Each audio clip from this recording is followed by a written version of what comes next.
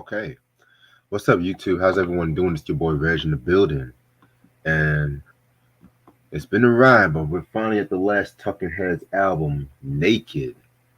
This album came out March 15th, 1988 on Fly, which is on the Sire Records. You know what I'm saying? Singles I was known for are Blind and Nothing But Flowers.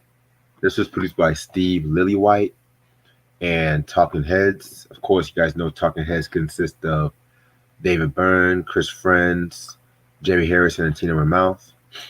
All right, so I'm just gonna throw this out there. This album is overhated as fuck.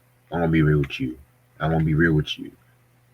This album is one of the most craziest albums you would ever hear from Talking Heads, and that's saying a lot. So after the release of True Stories, they wanted to do something different. They wanted to create a new sound because the 80s was about to be over, the 90s was ahead. So they wanted to go to Paris and work with some international musicians. And from what I've also looked up, they also went to Paris because they were kind of dissatisfied with the Reagan administration at that time too. You know what I'm saying? So yeah, man. I mean, and so when it came to this album and shit like that too, they actually worked with a cat named Stephen Lillywhite, and he's like a British record producer that worked with cats like U2, the Rolling Stones, Peter Gabriel, Morrissey, and everything like that too. You know what I'm saying? And at this time, he was working with the Pogues, and he produced that song "Fairy Tale of New York." You know what I'm saying? So I'm gonna be real with you. I don't really know a lot when it comes to his musical work. You know what I'm saying? I know that he produced U2's first album, Boy, which I feel like that's a very, very, very dope record. A very kind of underrated record too, if you ask me. Even though they were still kind of on their Clash-esque kind of vibes and stuff like that. You know what I'm saying? Which I'll talk more about that one day. So yeah, man, they want to definitely create a new sound and everything like that too. You know what I'm saying? And so David Byrne definitely was improvising a lot of shit when it came to this record as well too. And so it's kind of crazy too because like when this album came out, a lot of cats felt like it was a very dope album from what I looked up. But then retrospectively, a lot of people will say it's not really what excuse me, it's not really one of their strongest albums. As a matter of fact, people have called it their worst. I fucking disagree wholeheartedly, but I want to talk more about that when we talk about the album because I don't want to spoil too much. This is the album cover right here. It has a fucking monkey and shit like that in the fucking picture. I don't know what the fuck they were thinking about when it came to this record, this album cover, but it's what can you say? It's Talking Heads, man. It's fucking Talking Heads. Um, so yeah, this pretty much tells a story about the making of this album, which I felt like that was pretty unique. Let me see if this is like a remastered edition because it sounds like no, this is an OG copy. Okay, interesting. Because when it comes to like shit like this, when people want to say the making of the album, a lot of people will wait till like when the album is remastered and re-released to do that. You know what I'm saying? But I felt like that was kind of different, and they still put the lyrics on the album, which I fucking love. All right, and this is the album cover right here. Okay, so by the way, I forgot to mention True Stories. That album's actually, I think that album's still in print, but it's kind of hard to come by these days. So I know they re-released that in 2006. I know that was like one of the last re-releases, but that's one of the more rarer Talking Heads albums from where I'm at. All right, so this album has how many tracks? 10 tracks. Well, I got the version with 11 tracks and whatnot too, so that's interesting. All right, now I'm gonna start off with the song called "Blind." Blind, dun, dun, dun, dun, blind. One of my favorite Talking Head songs they've ever done. Probably some of the most enjoyable music since Speaking in Tongues, if you ask me. You know what I'm saying? This song has a very vibrant, like bossa nova kind of Latin funk kind of feel to it. You know what I'm saying? It's so much layers when it comes to this record and whatnot too. It's funky, it's Latin, it's progressive, it's new wave. You know what I'm saying? I mean, it's a very very unique record. Um, yeah, definitely, it's a very unique record. So this song is pretty much just talking about politicians and how they like to pretty much like philander and use the people for their own gain. You know, still relevant today. You know what I'm saying? I mean, I love the way David sung the song, like especially with that first verse. Signs are lost. Signs disappeared. Turn invisible. Got no sign. Somebody got busted. Gotta face the stone and a ghost written biography. You know what I'm saying? Then the fucking chorus when he's like, and they're blind, blind, blind.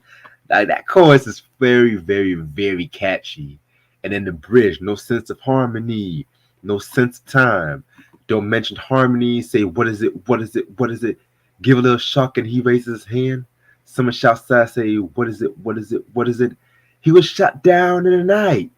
I mean, he was just going in on it. This might be my favorite vocal he's ever done on a Talking Head song, period. Because this is so David Byrne when it comes to him and shit like that too. You know what I'm saying?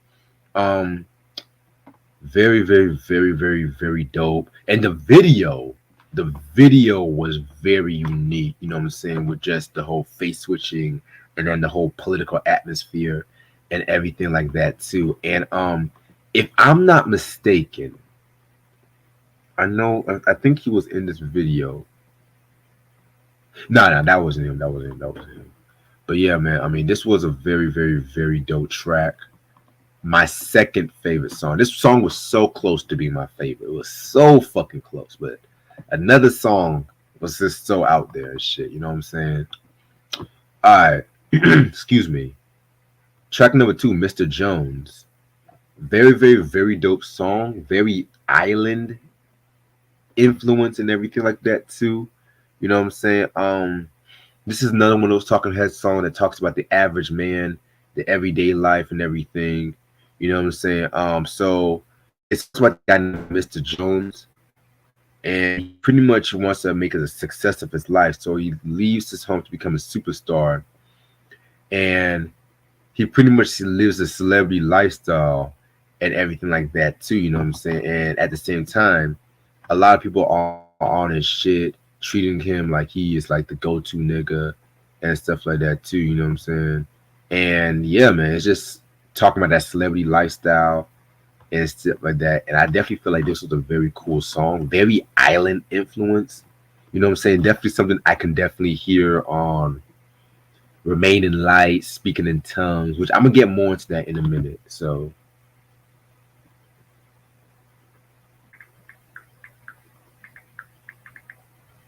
all right.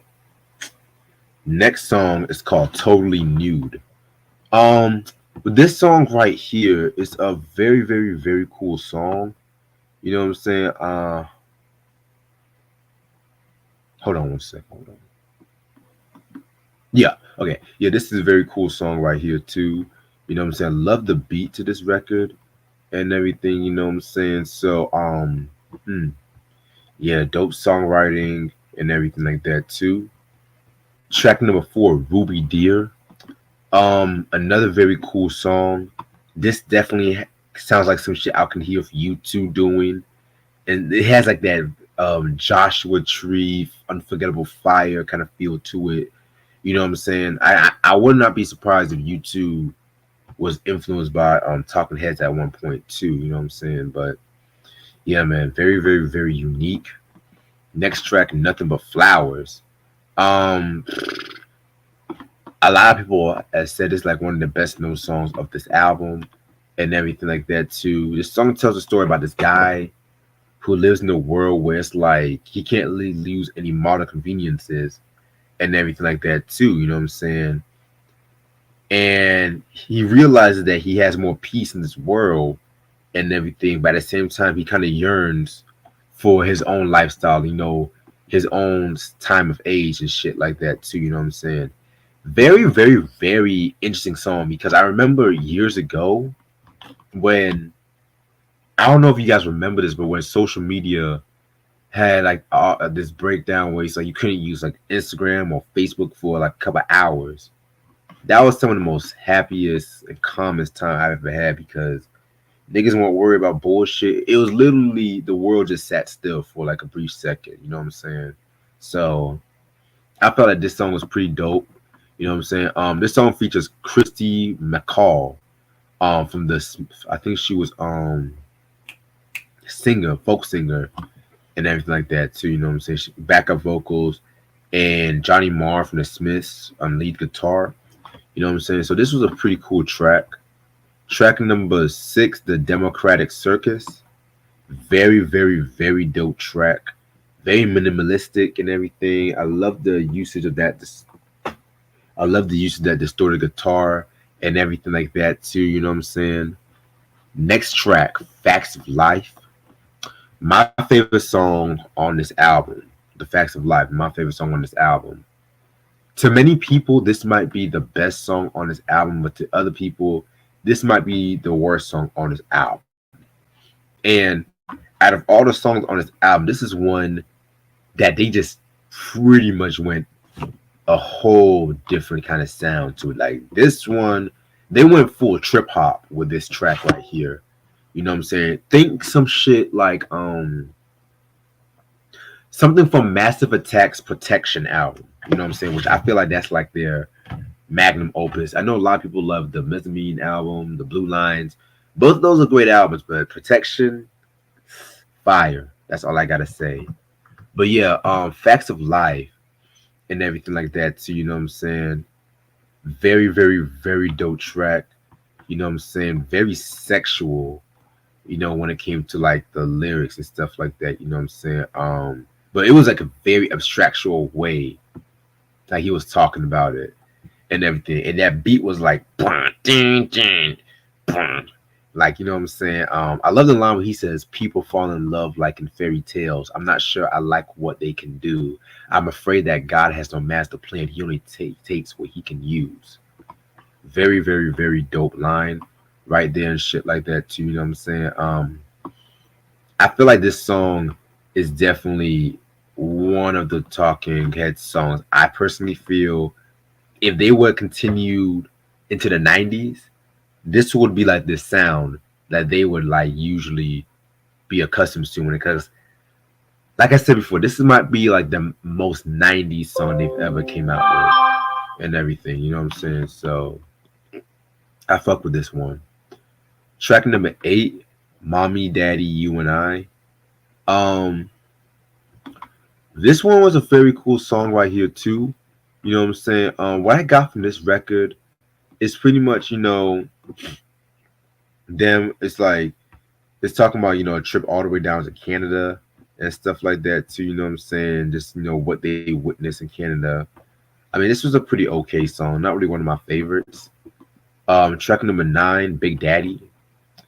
They still kind of like flirted with country, even on this album and stuff like that.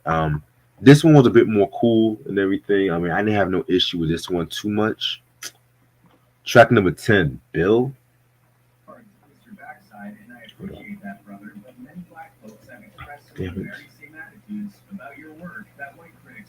Sorry about that. Track number 10, Bill. Very, very, very cool song. It tells a story about this guy named Bill. You know what I'm saying? He was like a very, very, very big guy, and a lot of girls would pretty much run away from him and stuff like that too. You know what I'm saying? And he meets this like cute little girl, and they pretty much ran off together and everything like that too. And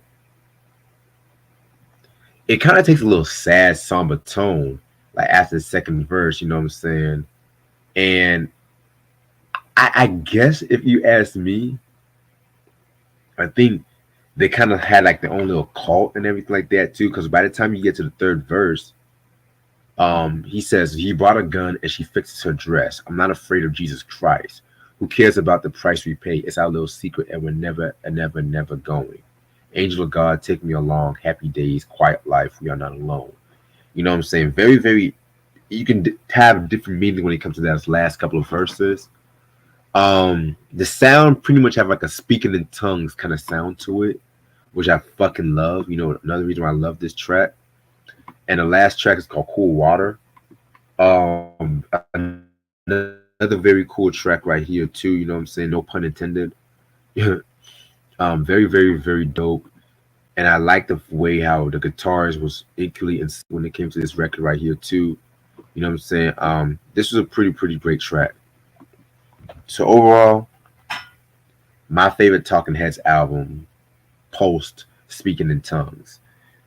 This is an album I personally feel like it's overhated by a lot of fans. The reason why a lot of fans don't like this album, they felt like the sound was a bit more looser compared to like the previous albums. But if you ask me, they were combining everything they've done up to that point with this album, but they pretty much had like a more improvisational tone to it. Like you get some of the fast-paced songs from the Talking Heads first album, and the more songs about buildings and feuds.